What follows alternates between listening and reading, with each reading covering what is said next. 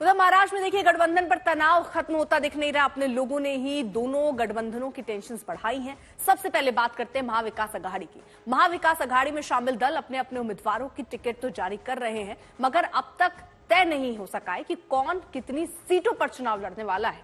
इसी लड़ाई की एक कड़ी समाजवादी पार्टी से जुड़ती है। महाराष्ट्र में समाजवादी पार्टी के मुखिया अबू आजमी पहले ही कह चुके हैं कि समाजवादी पार्टी को 5 सीटें चाहिए। महाविकास अघाड़ी अगर 5 सीटें नहीं देगी तो समाजवादी पार्टी अलग होकर चुनाव लड़ेगी। अबू आजमी के बाद अब समाजवादी पार्टी के अध्यक्ष अखिलेश यादव ने भी यही बात दोहराई है कि महाराष्ट्र में समाजवादी पार्टी को 5 सीटें चाहिए।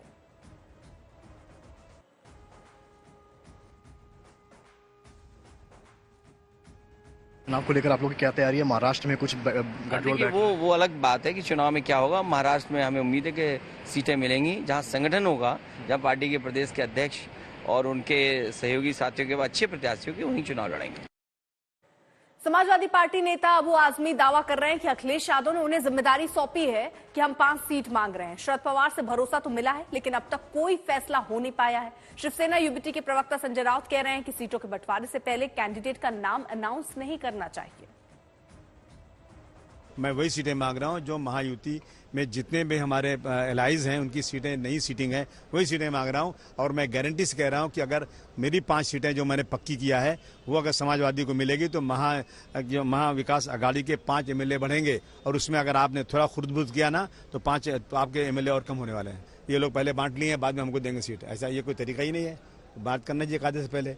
तो अभी बोले एक दिन रुक जाओ, कल दोपहर तक नहीं मानेंगे, नहीं करेंगे तो मैं 25 सीटें लड़ाऊंगा। मैं कोई इनको किसी को डरा नहीं रहा हूं, किसी को होल नहीं दे रहा हूं। मैं एक राजनीतिक पार्टी हूं और मैं देश की तीसरी पार्टी हूं, तीसरे नंबर की पार्टी हूं। मुझे पूरी की पूरी लड़ाने का हक है। मुझे जो है भरोसा नहीं है। ये लोग कई बार धोखा मुझे दे चुके हैं। अब की बार मैं पहले से अलर्ट हूँ। देखिए, अबू भाई जी से हमारी बातचीत चल रही है। 2 सीटें उनके पास है, वो तो उनको मिलने वाली है, लेकिन उनसे पहले उसने अबू भाई ने उनकी सीटें डिक्लेयर कर दी। ये भी ठीक नहीं है। शेका पक्ष ने भी उनकी सीटें डिक्लेयर कर दी। ये ठीक नहीं है। महाविकास आघाड़ी में इस प्रकार से अगर कोई करता है तो लोग नाराज हो जाते हैं। हम उनसे निरंतर चर्चा जारी रखेंगे। तो जिस तरह से महाविकास अघाड़ी में सीटों के बंटवारे को लेकर हलचल मची है, ऐसी ही हलचल महायुति में भी है। इस बार महाराष्ट्र विधानसभा चुनाव में एनसीपी के अजीत पवार गुट की मुश्किलें बढ़ गई हैं।